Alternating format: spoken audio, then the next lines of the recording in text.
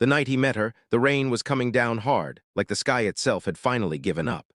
She stood on his porch soaked to the bone, one hand resting on her belly, eyes filled with fear and pride at the same time. He had no idea that opening his door would change both their lives forever.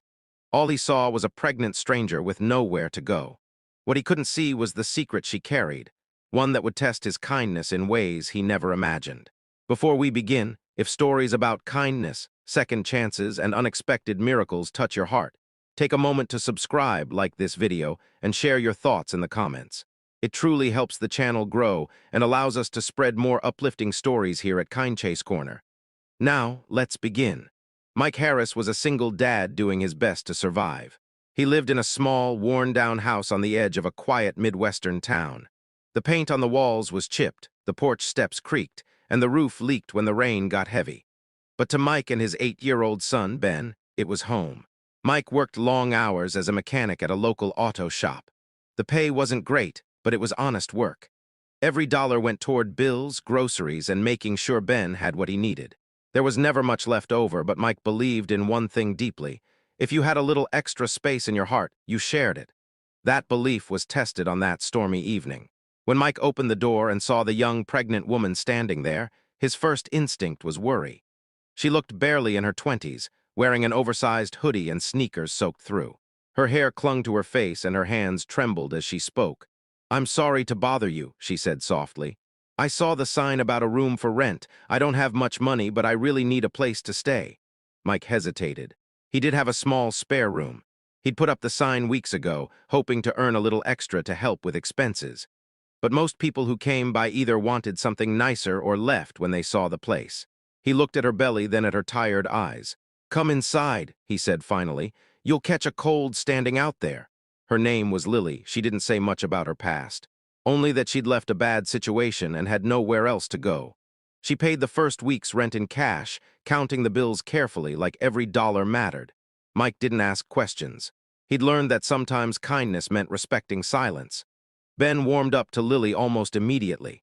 He offered her his favorite chair, asked if the baby liked bedtime stories, and proudly showed her his drawings taped to the fridge. Lily smiled more in those moments than Mike ever saw her smile otherwise.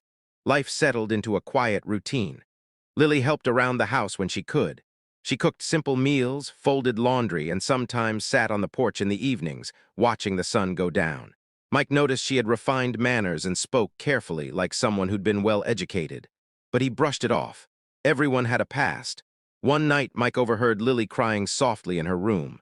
He knocked gently and asked if she was okay. She wiped her tears quickly and said it was just pregnancy hormones. Mike nodded and told her there was soup on the stove if she got hungry. Weeks turned into months. Lily's belly grew, and so did the bond between the three of them. The house felt warmer, fuller, in a way Mike hadn't expected. He found himself looking forward to coming home, not just for Ben, but for the quiet sense of family they'd built.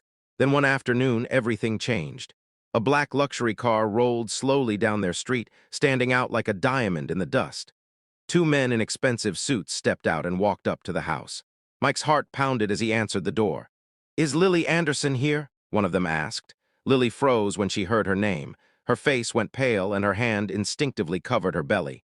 The truth spilled out in broken pieces. Lily wasn't just a runaway. She was the daughter of a powerful millionaire family. Her parents owned a massive corporation, and her life had been planned down to the smallest detail. When she became pregnant by a man they disapproved of, they demanded she end the pregnancy and marry someone suitable. She refused, so she ran. The men explained they'd been searching for her for months. Her family was worried, angry, and desperate to bring her home. They offered Mike a thick envelope of cash as a thank you for housing her. Mike didn't even look at it. "She's not a lost item," he said firmly. "She's a person. And she stays here because she wants to?" The men were stunned. No one had ever refused them before. That night, Lily expected Mike to ask her to leave. Instead, he made coffee and sat across from her at the kitchen table. "You don't owe me anything," he said. "You and your baby are safe here, that's all that matters." Lily broke down in tears. For the first time in her life, someone had chosen her without wanting something in return.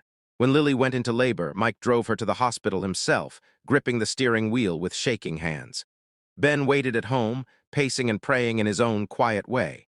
Hours later, Mike held a tiny baby girl in his arms.